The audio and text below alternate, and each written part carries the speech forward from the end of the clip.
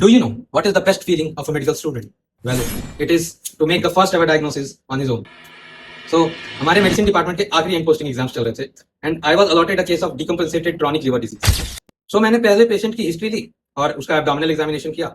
और इन medicine case abdominal examination के बाद हमें कार्डियोवैस्कुलर और रेस्पिरेटरी एग्जामिनेशन भी करनी होती है.